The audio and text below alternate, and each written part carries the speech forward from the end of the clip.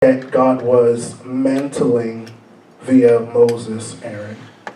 And what he was sharing with me was the subject matter in its totality that we're going to be discussing today is sacrifice. And so what he was wanting to let us know that this is a season now where God is mantling his people. And one of his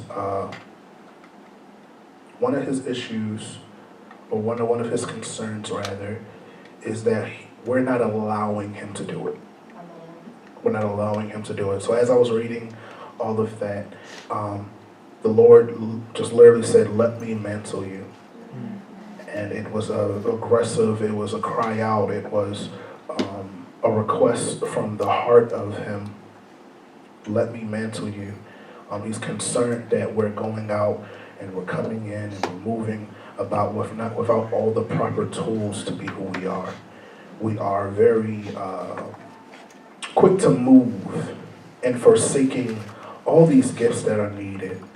And so he reminded me of how even in my process going from someone that was working the camera to ironing shirts to grabbing sweaty t-shirts, he was mantling me. There were certain things that I had to pick up to be in this place that I'm in right now. And so one of his heart's desires is that we not forsake those moments, we not forsake the gifts that are required for us to be who we want to be. A lot of us desire to go higher, go deeper, and God, I want so much more of you, and I want more responsibility, and I want the platform. I would love some smoke, I need dancers, but we're not being mantled. You're actually out here naked is what he's revealing to me. Some of us have not even gained a patch because we had because we just moved too quickly. We move too quickly. With the mantle comes weight. And so what we've experienced as a people is that as soon as things get heavy, we move out of the way. We want to stop the process because it's uncomfortable to be mantled. It's uncomfortable for him to set some things on you. Rather, there's a standard. Rather, there's a prayer mantle. God, I want to teach your people. I want to show them and tell them what you're saying. Well, you can't tell them anything without hearing me. And the only access to my voice is in prayer. But you need to be mantled in that. That's a grace that has to be put on you to pray for my people. Some of us are actually good, and we can all attest to this, that we've been in places where someone has prayed openly and they've been like, all right, and then you start to hear them in it. Why? Because they've just operated in self-prayer, self-preservation. They only move and have been garmented with or mantled with focusing on themselves.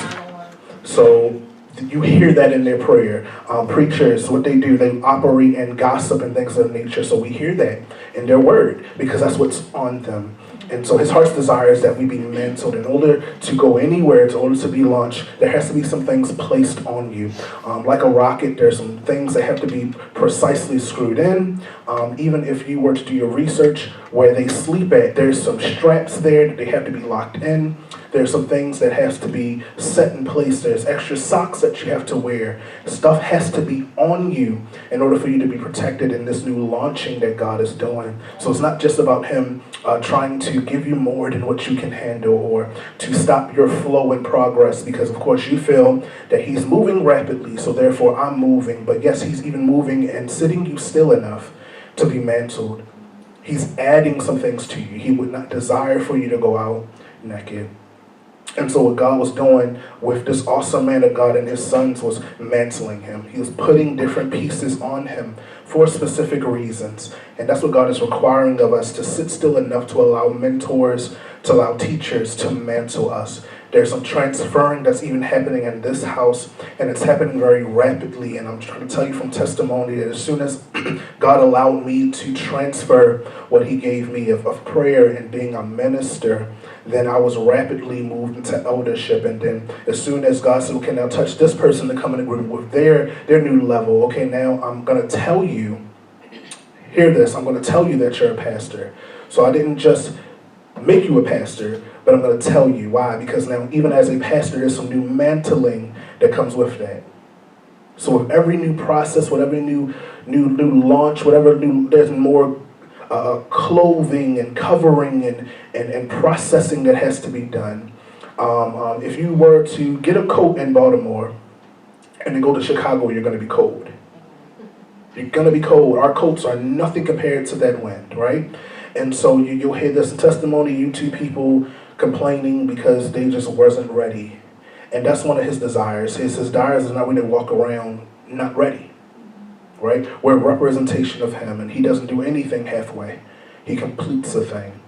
And so when he made the earth, he saw it done, and it was well, and so he moved on to the next thing, and that's what he wants to do. He wants to mantle us and move on. So if you ever feel like, okay, I'm in this process, I'm feeling like God has called me to a thing, and I'm ready to go, check your mantle.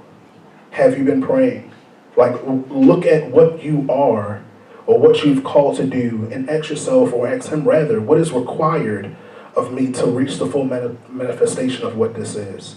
So a pastor, first of all, everybody should pray. Let's just establish that.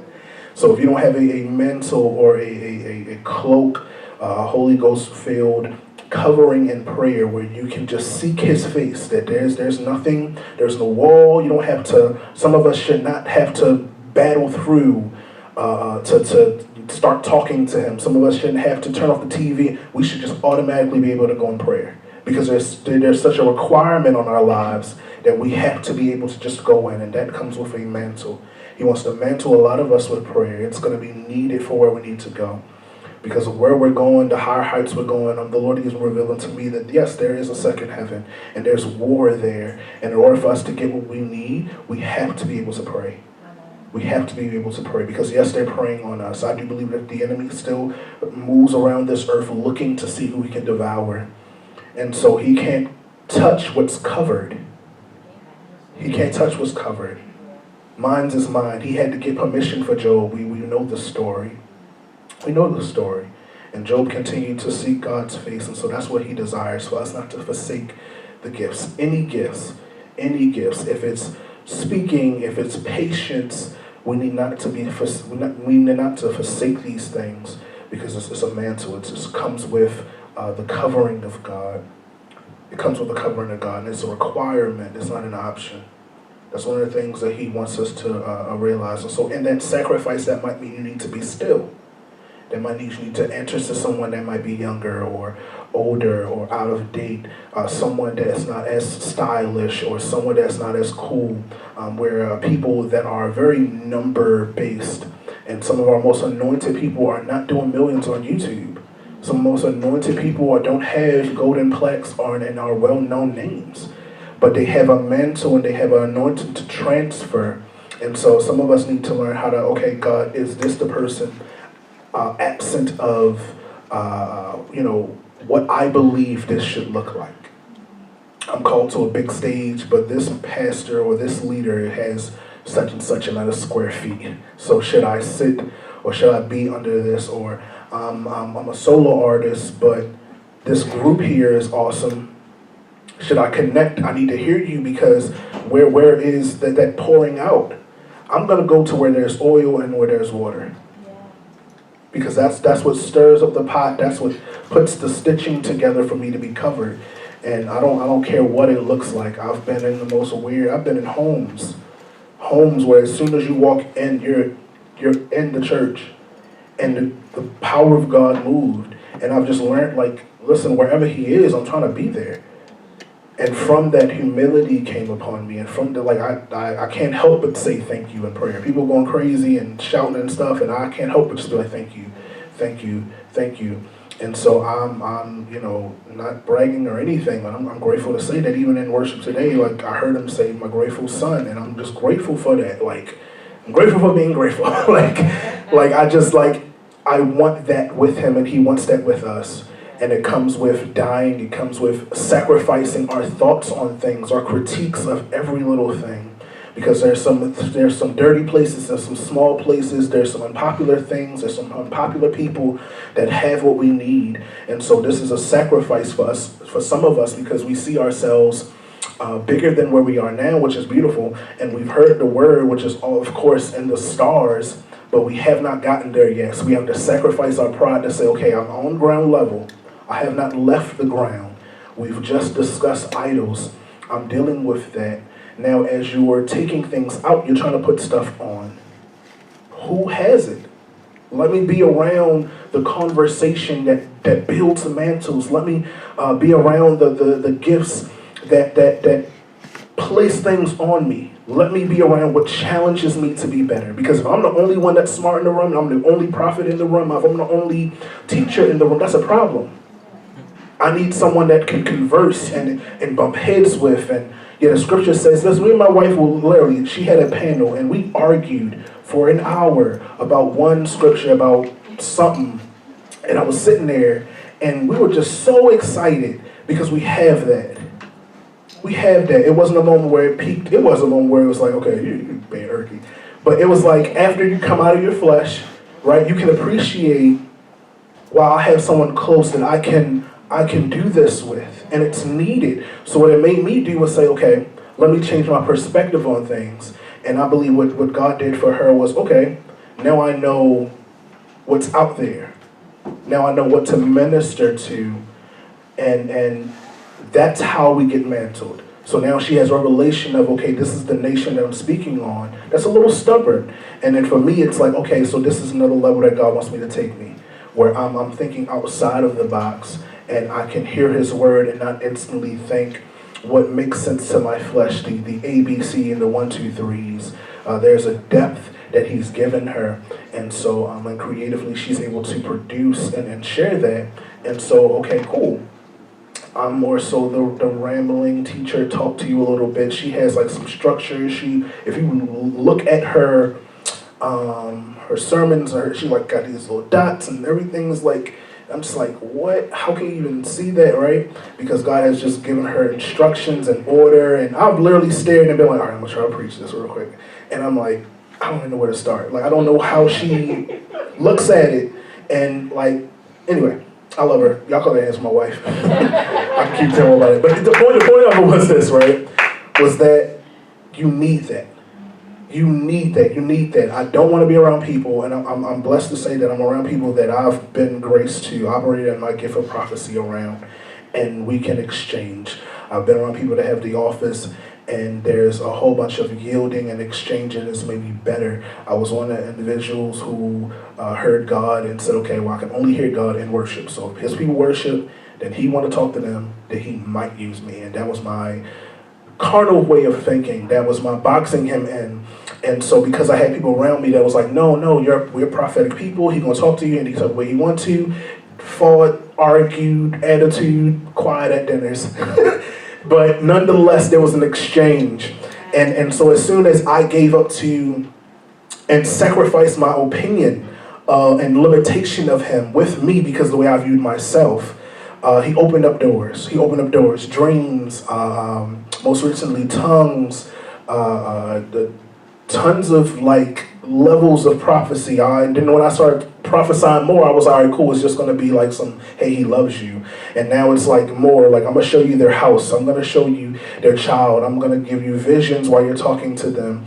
And so it's mantling time for me. And so I noticed that, okay, whenever God is doing something with me, it's not just with me. It's a desire for him to do with all people. Yeah. So if you ever feel like, okay, this is something new, you need to seek him on that new thing.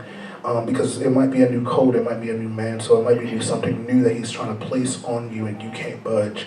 And as soon as I gave myself up to the idea that, okay, he's bigger than what I can fathom, so therefore I'm just going to think he's right and be available for him to place whatever's on me. For him to place whatever's on me. Whatever, I'm cool. Whatever. I'm tired, I'm going to get on my knees and pray. I'm watching TV, I'm gonna lay on my face, I'm going to be mantled. I'm at a point where I'm like, I just want you to be on me. I don't want to just feel your presence. You in this book that we read, he actually sat on people. He sat on people, and I felt the pressure and the hand and the weight of God before, and it changed my life. And so I need that to live. I don't know about y'all. And so I'm sacrificing my time to be mantled. I'm sacrificing what I think to be mantled. I'm allowing even people that don't even go to church, I'm trying to hear God through them. I'm trying to hear God through them. Whatever their opinion is, whatever they're thinking, I'm trying to hear God through them because he will speak through his people. He will speak through his people, and they don't need a collar to be his. And my desire, and I'm praying this for this house, for those who are in it, to have prophetic eyes, to be able to see people and say, okay, yeah. It's not a thing of as carnally as we made, oh yeah, you got it. I can see you got it. No, I want to, what is that? I want to put a name to the things that God has placed on people so I can minister to that. I don't want to just joy come in the morning. We know that already. So now how can we operate in the joy that we have? I'm happy I got over this. Now how can I move forward? Because we are launching. So I'm going to sacrifice my thought process on this. I'm going to stay still enough to move forward. And so as we move on, it's going to be kind of chopped up, guys. We're going to move down to verse 31 to 36. And we're still in Leviticus 8. And Moses then said to Aaron his sons, cook the meat at the entrance to the tent of meeting, and eat it there with the bread from the basket of ordination offerings. As I was commanded, Aaron and his sons are to eat it. Then burn up the rest of the meat and the bread. Do not leave the entrance to the tent of meeting for 7 days until the days of your ordination are completed.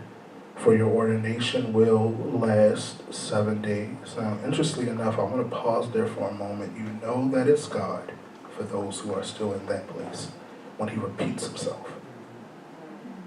Your flesh will not confirm itself. It won't confirm itself. It'll just be like, I feel this way, and then it's just, okay, wait, and then now you're confused. I'm my word, so here's my word towards you. Now I'm telling you again. So, he wants you to know that. What has been done today was commanded by the Lord to make atonement for you. You must stay at the entrance to the tent of the meeting day and night for 7 days and do what the Lord requires, so you will not die. For that is what I have been commanded. And so Aaron and his sons did everything the Lord commanded through Moses. And so I was speaking to the Lord, and one of the things that he shared with me was ordination, a process by which individuals are consecrated, that is, set apart and elevated. And one of the things that he asked me was, what happened if I said, stay still? Or what would you do, or how would you feel if I said, this is the process that I require of my people? Then now you have all these gifts and you're excited, but don't go anywhere, don't do anything. Just be covered in zeal, but quiet. Because if you do move out of time, you'll die. And that is for some of us, mind you, he's wanting me to share with you guys, that these are all seasons that we're going to be discussing here. And you have to seek him to where you are. If it's a season of being mantled, if you've been mantled and you feel like, okay, I've been operating my gifts, but I feel like I'm hitting a wall, then you might be in this season of 7 days, if you will. 7 days of consecration, 7 days for your ordination to be set apart for elevation. And one of the biggest things that he was sharing with me was that my people are really caught up in time. And we've heard a lot about it, so I won't go into much, because I believe the Lord has been talking a lot about time and how we feel about time, and we got to get over it. But one of his biggest concerns is that we move out of his time, that we take everything we have, that everything he's appointed us with, everything that he's anointed us with, and step out of time. And a lot of us view it as, okay, well, I might fail, I might do a run and it don't work, I might lay hands and be off, but in this season that we're in, we'll die. We'll die. There's something that's going to die. The reality is, every time you lay hands on someone, every time you prophesy, it's supposed to be living water and living life. And anything that's not of him that comes out of your mouth is death. So you are a walking time bomb when you are not going through your process of consecration, where you're not willing to say, okay, yes, I'm anointed. Yes, I am powerful. Yes, I've been booked even. Yes, I've traveled, but I've heard God and I'm just not comfortable with the idea of sitting still. Because I'm so used to moving. I'm so used to saying yes to the calls. I'm so used to that. The concept of now I need to be still. I won't sacrifice what makes sense to me. The album comes out, the book is out, I've been running, and now he's like, sit still. That doesn't make sense to me. How can these things come together for my good if I'm in this cave? So now he wants us to understand the difference between us dropping the ball and him sitting us still. There is a difference, and I believe that the people that understand my voice have been matured enough to hear his voice to know when we should halt. We believe yielding is like, okay, I'm coming, he's going to show me like a road on, I think that's security, and you're about to hop on 695, and you kind of merge in. Yielding would suggest I'm sitting still enough to let everything else go by, and then I'm going to move. What he's discussing here is a moment of just being still. Like we're comfortable with, oh yeah, I'll yield, Lord, go before me, and I'm right behind you, take the wheel and everything. We love movement. We can't wait to, if somebody said launch, oh my goodness, I'm jumping, I'm going to get up there. But what happened if he says, no, here's a stopping station, because I need you completely still. I need you still. He shared with me that Colossians 1:28 speaks to us being in a chamber for the purpose of maturity. For the purpose of maturity. A lot of us are highly gifted, highly anointed, but immature. This is not a season for just zeal to be used or just a gift to be used, but he's trying to cultivate mantles and anointings, and it comes out of being mature. I can't trust you with the abundance of me or my secrets, says the Lord, if you're not mature. If you're not mature. Because you'll walk around as if though you knew it instead of it being revealed. My people are cocky in this way. They hear something, all right, yeah, right, that makes sense. Of course it does. It's from God. But anyway, that makes sense, yeah. All right, the Lord was saying, and yada. And now we're posturing ourselves amongst people like, yeah, we are the living word, and we saw fit to come here and share, and it's not his heart's desire. We've moved like we have been set gifts instead of sent gifts. Like I'm here, and y'all should just be grateful. He doesn't want to remove his hand from us. Because I don't want people to be moved or changed, and he's just displeased. He's going to be glorified. And there's tons, I won't use tons, but there's a lot of people right now that are operating, and the Spirit of God is for the people that they're speaking to, but they're not necessarily on the person. So now he's like separating the tear from the wheat. He's separating, because I have to do signs, miracles, or wonders. And these people haven't been operating in gifts and anointings. They've been operating in healing, but not a healing that's a sign to that I'm God. Like, okay, you laid hands and a flu came up off of them. I'm trying to remove AIDS. I'm trying to change complexions. I'm trying to separate demons off of people. I want my presence to be in us. He wants his presence to be in us so much so that when we walk into a room, the space has to now change, because we're now walking with him, where we're comfortable in our skin with him. We've been in a chamber. We've been matured. We can look at a people and speak to a people and not get irritated because they're falling asleep, or not get irritated because we feel that they're not listening. These little, what he would deem to be childish little things. You can hear ministers getting louder in the mic because they feel like they're not being heard, or these are immature things. He wants to open up our eyes so we can see what's going on. It's not always about you. And I had to hear that, and I was just like mind blown, because I'm like, wow, It's me in you. So how is it not about I'm doing it, I'm talking, how, like, because they're listening to me. Well, no, they need to be listening to me. You'll be surprised at how if you say something to a people, their heads might be down in prayer and regret and remorse. It's like there's a maturity. We have to mature. And it only comes from the cave. It only comes from the cave. I'm trying to tell you, I've been here at Destiny's Door for quite some time. And I promise you, I thought I heard God say, and I'm 30 now, I was going to be a full-fledged pastor at 25. I wasn't necessarily thinking about marriage, but I was going to be a full-fledged pastor by 25. I was going to have this nice little building and just be building and just doing what the Lord said. And I was just hoping by that time, because I in my immaturity told God, you know, I'm not going to lead your people and promise houses if I'm in my mama's house.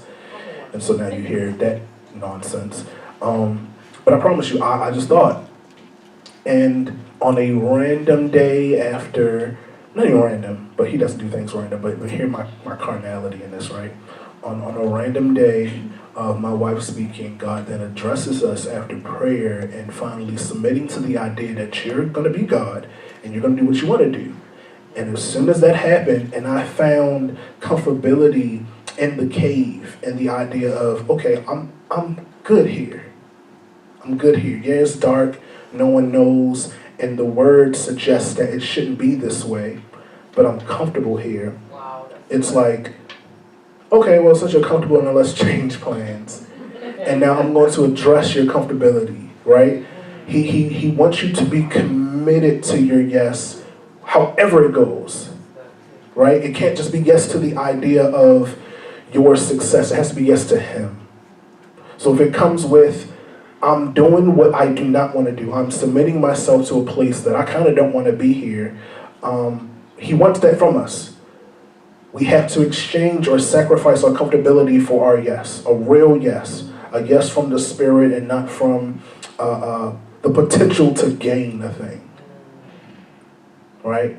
Aaron went through 7 days and couldn't step out of that place. I personally don't even like to be in my room for more than, after a while, I'm like, all right, I gotta get out of here. I gotta take a drive. So just in my flesh, the thought of, okay, I'm in this place for 7 days, and now I have to literally do everything he's telling me to do, but no one sees me doing it. No one, there's no YouTube. I don't have a photographer that can come in. The doors are closed. I can't make a scene. I can tell everybody, but then for what? They don't believe me. I've been here for 7 days. At this point, they probably don't even think I exist, right? I haven't seen light. I've just been hearing him and moving, and that's what happens in the chamber, where he takes that mantle that he gives you and now works that thing. So when you're presented in a way that there's grace. You're presented where you're fully right in him. He doesn't want anyone operating in any type of flesh. He's really, really coming back to us. Like, we're really coming back. And he desires for some of us that are in the cave to get comfortable with the idea of that we're in the cave. It is okay. It is okay. It is not for judgment. It is for your safety. It's for the sake of his kingdom.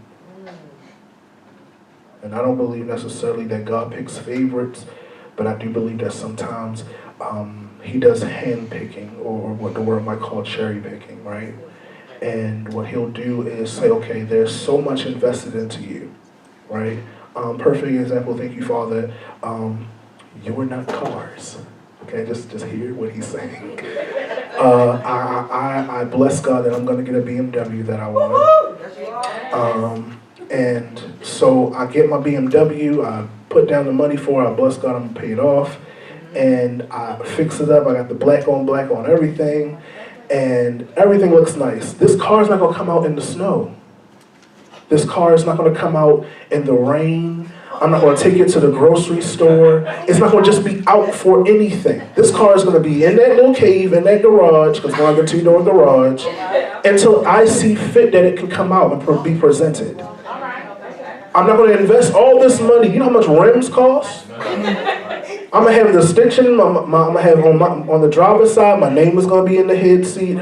Cassie's going to be, I'm going to pay probably $50 just to get a little bit of stitching. And you telling me I'm going to bring this car out just so people can be like, oh, that's nice. No, I cherish what I invested in. Oh, come on now.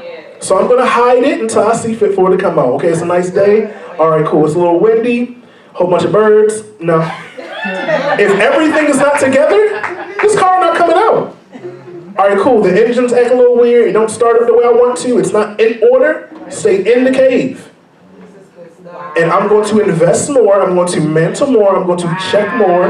Now, if it does come out, I'm going to put it on the track. I'm going to bring specialists over to assess it. Oh, come on. All right, now it's ready.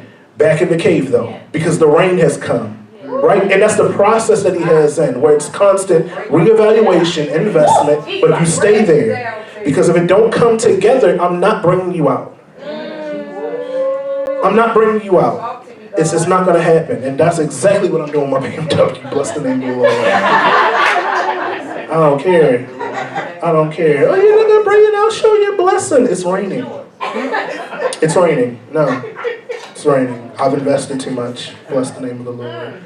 So, that's where he is. That's where he is. That's why he says stuff like, don't give your pearls to swine. He's not a petty God. He's just invested in a lot of us. And so some of us have to stay in the two-door car garage for quite some time because he has to get some things in us, then go out and test us. A lot of these places I've looked into, because I wanted to do some street racing, but the right way.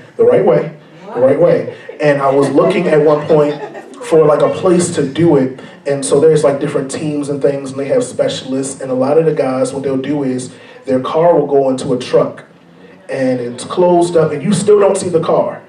Then they lay it out at the track, right? So now it hasn't touched the ground. No miles have been on it. It's been assisted by something that came before it to get it to where it needs to go. And then finally it's tested, it's ran. If something goes wrong, it goes back onto the little truck, closed up, and go back into the garage. It still never touches the ground until it's appointed time. And so a lot of us are not realizing that in that cave, he's building the appointed time. He's building the appointed time. Yes, it's uncomfortable. It doesn't make sense to our plans. I've mapped out several rollouts, if you will, of different things. My heart's desire and prayer has been, God, we're going to do this, and this. And I just know based upon the algorithms and, if we do this, and I'm going to get a mean headshot of pastor and prayer, and that's going to pull people. Okay, well, go ahead. Go forth. And that picture will be in the cave, and her name will be in the cave until I release it. You can put a whole bunch of effort into something. And that's where we get depressed, because we put a whole bunch of effort into something that he's going to close up anyway. He's going to close up anyway. He's going to close up anyway. Until my appointed time, I won't release a thing. Shoot, and paid $150 for it. You got the best hair and the heels and the socks coordinated. Everything's just coming together. You got your graphic designer because she's in home. So I'm going to call Cassie, and, the Lord was saying launch, right? So y'all go ahead and make me a little launch thing. And, they, like for instance, perfect example, let's say Imani today was like, all right, Pastor Devin, I need to be sitting up there with y'all in these pictures. Is it still up there? I don't even think there's a room up there for him. But I need to sit, because guess what the word was? I'm a minister. Right. Not realizing, I'm in the cave. Because I'm who he called me, but in its timing. Right? So we have to hear him.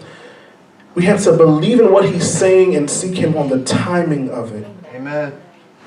I was a child and going to little bring your child to work days and was called pastor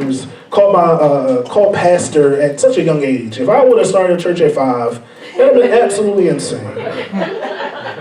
Absolutely insane. Oh, he's gonna be a preacher. And if I would have just took that and ran with it and not experienced the cave, which came with layoffs, came with broken relationships, frustration with family. That's all in the cave, and you got to stay in there and deal with it. Came with dad not doing this, and I think mom's mad, and all this goofy stuff just came with all this stuff. came with good jobs and bad jobs and relationships and great times and birthdays, but it was in the cave. No one knew. No one knew about the tears. No one knew about the regrets. No one knew about ideas that were picked up and dropped off by me. No one knew about the sin and the dibbling and dabbling that took place because it had to happen in the cave. It had to happen in the cave. So now I can be presented, I can share with you guys, oh yeah, I'm moving forward, and now I'm married, and no one, he had to cave me because you like this. You have an affection for this type of woman. So let me bring you in, because none of them first ladies and not pastors. They're great friends for this moment. So I'm going to let you enjoy yourself until you get yourself together in the cave. So a lot of my relationships, you won't know these young women. You won't know them. Because I'm going to cover this, because it's foolishness. And I'll grace you for the moment with this individual. And then when I'm done with you and them, then they'll separate themselves from you. I've been in relationships where the women have said, listen, I'm sorry for doing or positioning you outside of who you are. And actually like releasing themselves from me. And all this happens in the cave. Right? So now you have better values, you have a different approach, you have a different concept of relationship. What does that mean to bring God in it? It's not just you being a preacher and now she still goes to clubs. Like what your expectation is, right? And so now we build 7 years later, I'm like, oh, boom, I'm 2 years in, I know this is my wife. Listen, I'm 2 years in and I knew Cassie was my wife. I knew it because I heard it and I was yielding enough at the time to do it. But if I would have proposed right then and there, first of all, she would have said no. She probably would have walked away because she thought I was insane. Because at that point, she wasn't on no, you heard God, so I'm going to move. I want to hear him too. So let's go out to eat, and then I'm going to drop you off. Because at this time, I wasn't even driving. So imagine she's driving me everywhere, and I'm going to propose. Because I got this state job, and I'm just doing good. And, hey, baby, get a little $100 here and there. I'm going to fill the tank. On the passenger side. Like it's absolutely, there's a timing.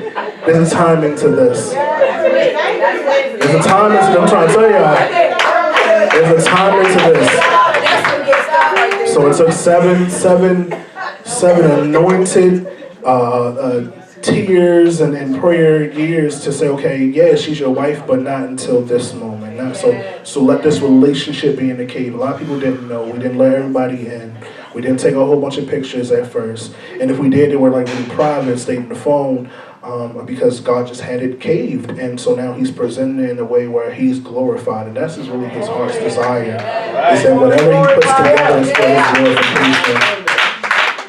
And I really don't believe our relationship is just like, oh, okay, well, I see that y'all can make each other happy. So come together and I'm not going to let no man separate. Like, there's more to him. Our relationship is definitely for love, but there's kingdom in it. So if you can, bless the name of the Lord for my wife. 7 years in the cave. Hallelujah. Yes, Lord. Listen, I told her, and I'm going to stop. I told her, listen, look, I'm sorry, but because you're with me, you're going to be a part of the sermons. So it's not like she didn't know. It just comes with it. That was straight. Yes, sir. We gotta stop before I gotta go home. All right. So let's move to Leviticus 9. I don't want to keep y'all here forever, because I have so many examples of this cave stuff, but it's beneficial, guys. So Leviticus 9. On the 8th day, Moses summoned Aaron and his sons and the elders of Israel. He said to Aaron, take a bull calf for your sin offering and a ram for your burnt offering, both without defect, and present them before the Lord. Then he said to the Israelites, take a male goat for a sin offering, a calf, and a lamb, both a year old and without defect, for a burnt offering, and an ox and a ram for a fellowship offering to sacrifice before the Lord, together with grain offering mixed with oil, olive oil, for today the Lord will appear to you.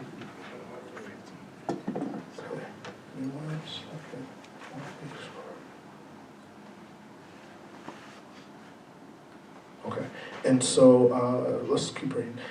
They took these things Moses commanded in front of the tent of meeting, and the entire assembly came near and stood before the Lord. Then Moses said, "This is what the Lord has commanded you to do, so that the glory of the Lord may appear to you."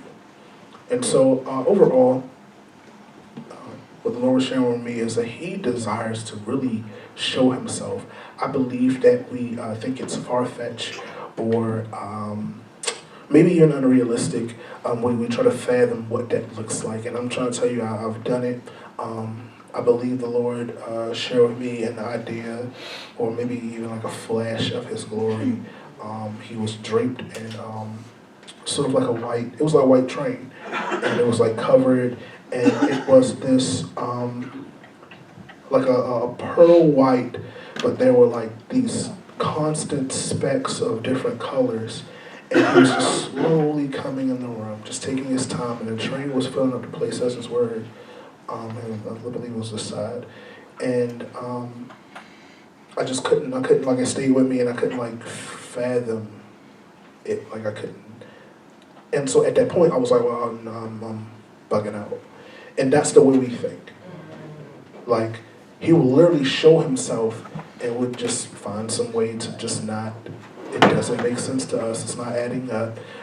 They said His head is bronze, and I didn't see no bronze, and we just like nitpick at these big moments.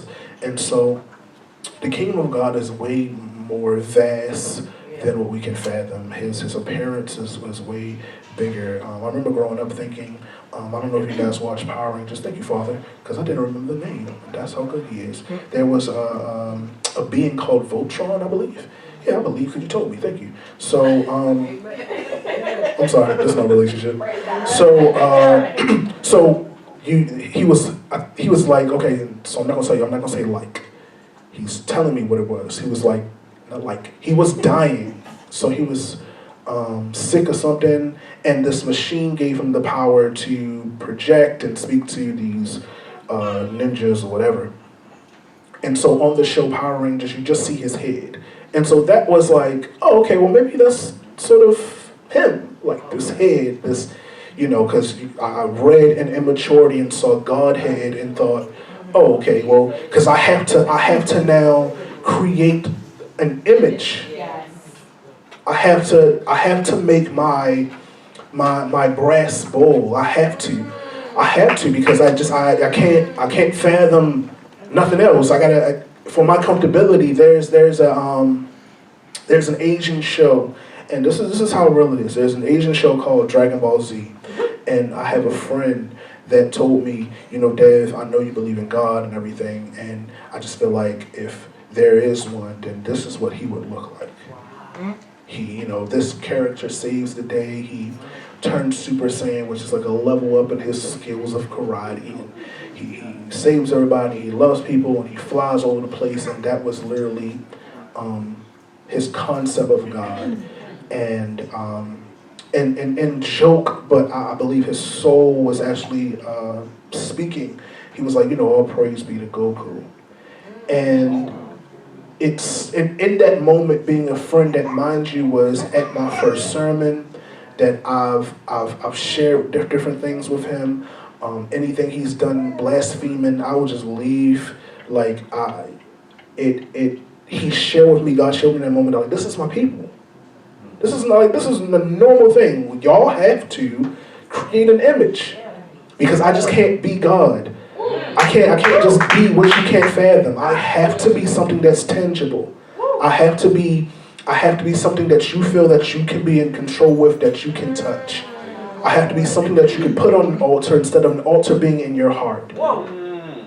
Because you can't fathom, because you got so much stuff going on in here that you can't place me there.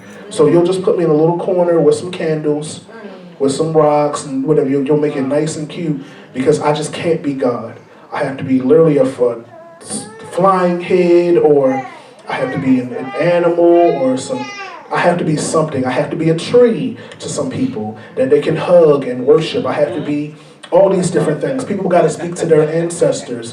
When I've actually said, let the dead bury the dead. You know, like I've explained and made a way in my word, just not even suggesting, but telling my people, listen, I'm not these things. I let a rock cry out, but y'all put rocks on y'all neck saying it's healing you. It just doesn't. It doesn't. And so his heart is that we sacrifice our concept of him and come to the reality that he's presenting to us. Amen.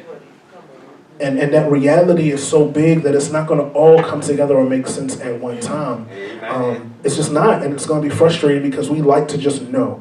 We get into a relationship with anybody, okay, I know this person's not a liar, I know this person has money, I know this person, I know. We don't know him. And so we're in a process of knowing him.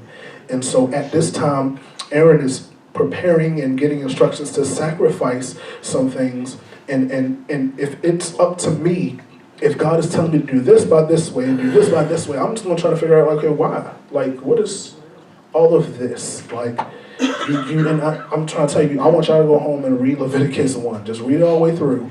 And you'll find that they were just so meticulous. Well, God was so meticulous with what he wanted as far as his sacrifice, his worship towards him. And if we were to be presented that type of word now, that's not our God. Because we can't fathom a God that requires specific things from us. Because we've been moving in grace without responsibility. We really just do not believe that he demands some things from us. It's not just worship, but it's worship in spirit and in truth. There's some things that come with what he wants. Thank you so much. There's some things that come with what he wants. So he doesn't just want your worship, but he wants it in spirit and in truth. He doesn't want your obedience, but he wants your love attached to it.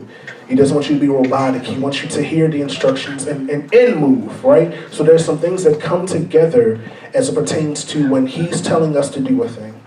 But because we've been graced, we have his blood, I'm good. I'm safe. And I don't need to worry about the details anymore. You know, I literally been talking to some of our junior leaders here, and I've been telling them, hey, if I call you up, if I'm telling you to move, because I understand the concept, even when I was growing up, of, why am I running up here, running back and forth from this pulpit? Like, what is going on? And like the moment that I didn't move quick enough, God moved, and then someone fell, or a pastor started coughing, or there was a moment that I missed where I needed to pray for someone, to physically be somewhere. It's bigger than how we feel. We have to sacrifice our thought process as pertains to the kingdom of God. Right now, he's really desiring his people to move. He's really desiring his people to move. He desires his people to move.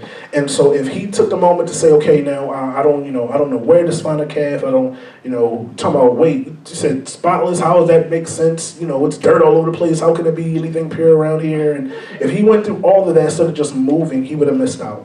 And that's what we're doing. We're dissecting the instructions from God and not sacrificing ourselves to just yield. Just yield. Just hear it. Just hear it. Just hear it. Listen, I have a need that is frustrating. I'm gonna say it like that. And the Lord told me to lay on the floor and worship and hear him and whatever have you.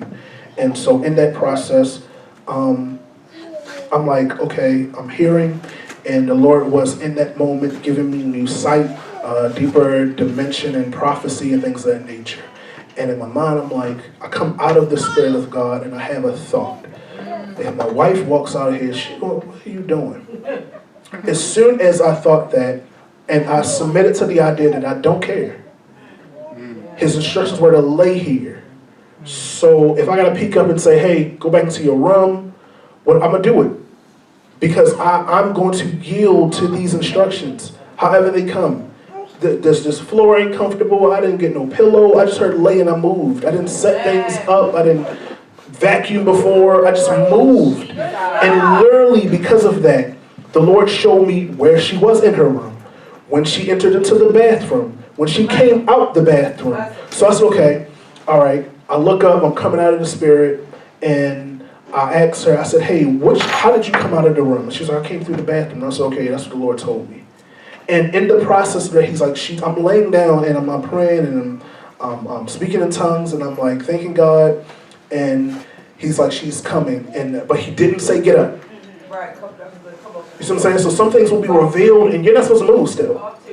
So then he showed me where she was coming, how she was coming, what the pace in which she was coming, the facial expression, and like this content on her face. You see what I'm saying? It's been moments where I've walked into the house and I'm like, she got an attitude for her. And the Lord spoke and was like, no, she's at peace. She's still. Go about your business. So, and this is the way we're supposed to live. Right.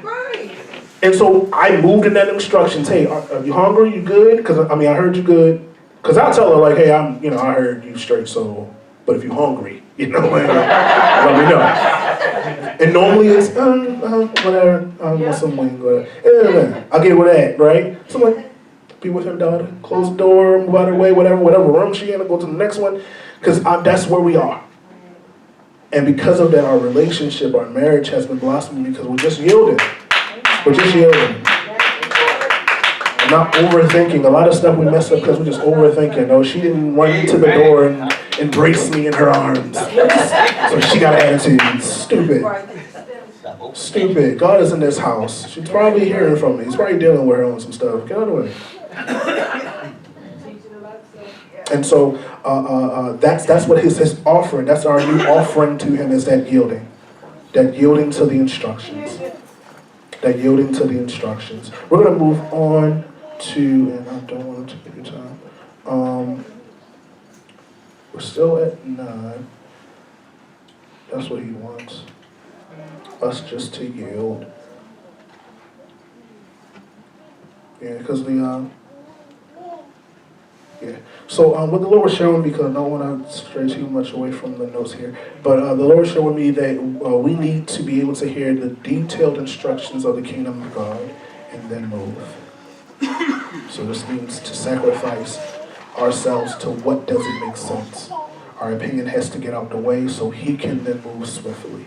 He's going to do what he wants to do. A lot of us have had moments, for an example, where God said something to us, we didn't move, so then we heard somebody else prophesying the very same thing. He's going to do what he's going to do. Me personally, I would just like to be a part of that move. So I'm just going to hear and just do it, and whatever comes with it, thanks be unto God. I'll look crazy for my Savior. Amen. Good. I'm cool. I'm at peace with it. Because it's not like after all this is said and done, I mean, of course, you can be popular or whatever, but I'm trying to have it be like, well done. That's all I want, seriously. Okay.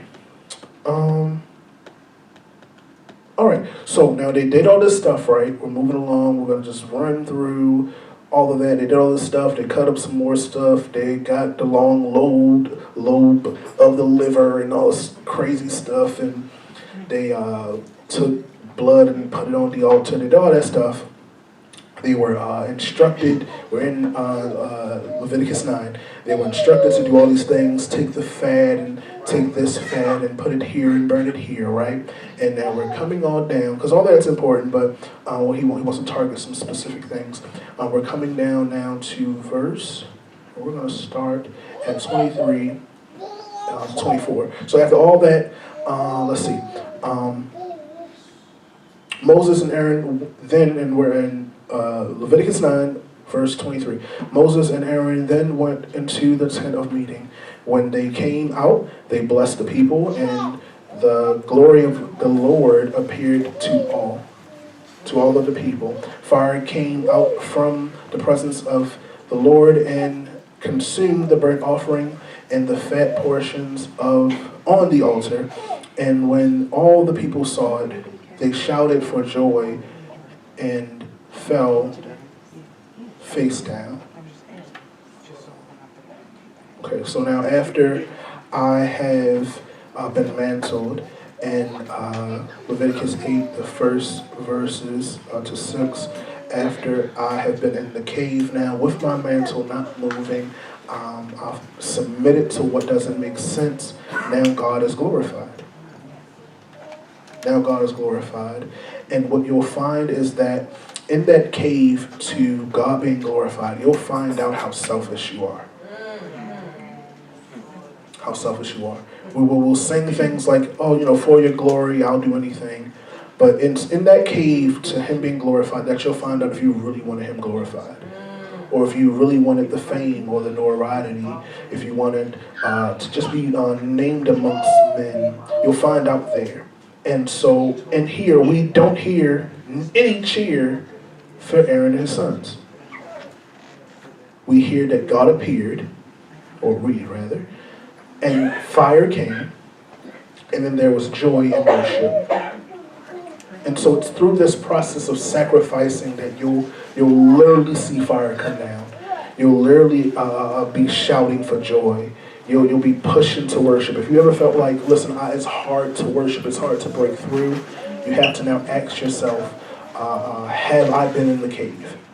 Have I processed myself in the cave? Have I handled and honored this cave experience that God has given me? Because coming out of it, I should have joy. Coming out of that, God should move. So if he's not moving, then maybe I need to step back into this cave and figure out what's going on. Because if he's not in agreement with me being out, then maybe I need to go back in. As soon as he was mantled, he got all the gifts, he then submitted to the cave. He denied himself and sacrificed his thoughts about his process and all these different things. He didn't question anything. He heard leadership via God and moved. Fire came. Things were consumed. Fire doesn't just come for fireworks' sake, but it consumes things. It burns things up. And then that's literally what God wants to do, burn some things up. A lot of us desire, God, take this from me, but it's in the cave that happens. And then being properly presented, that these things can then manifest. If you want anything to change in your life, surrender to the idea that this is the way it is. There's no other blueprint, there's no other road, there's no crossroads, that's demonic. There's a straight, narrow path. That's it. If you see any other way to do it, it's not him. And that's your sacrifice. To stop thinking of other ways, because some of us are creative, of how you can get to your destination. There's no other way. There's no other way. And even in this moment, as being called pastor and having the opportunity to shepherd and sacrifice time and energy and thoughts and whatever that comes with this particular service, I'm still not being presented. And I'm okay with that. There's different types of caves. There's different types of levels to being presented. Some of us are just to kind of peek out and, okay, I know the land, but I'm not going to step in.